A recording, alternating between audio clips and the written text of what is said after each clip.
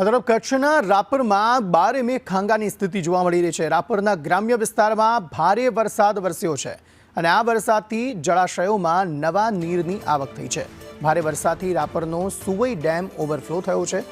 સુવઈ ગરવીપરને જોડતો જે બ્રિજ છે તે તેના કારણે ધોવાયો છે।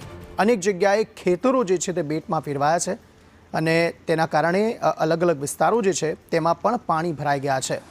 આ બે અલગ અલગ તસવીરો, એક તરફ જે સુવઈ ગરવીપરને જોડતો બ્રિજ છે તે ધોવાયો, તો બીજી તરફ ઓવરફ્લો જે થયો છે સુવઈ ડેમ તેની તસવીરો આપ જોઈ રહ્યા છો, જેના કારણે જે નીચાણવાળા વિસ્તારો છે તેમને પણ એલર્ટ આપવામાં આવ્યું છે। ત્યાં પાણી ભરાઈ જવાની સમસ્યા અત્યારથી જ સર્જાયેલી જોવા મળી રહી છે અને હજુ પણ વધુ વરસાદની આગાહી છે, ત્યારે પરિસ્થિતિ આનાથી પણ વિકટ થઈ શકે તેવી પૂરેપૂરી શક્યતાઓ જોવા મળી રહી છે। અનેક જગ્યાએ ખેતરો બેટમાં ફેરવાયા છે, જે ઊભો પાક છે તેને નુકસાની જોવા મળી રહી છે અને ખેડૂતોને રાતા પાણીએ રોવાનો વારો આવ્યો છે।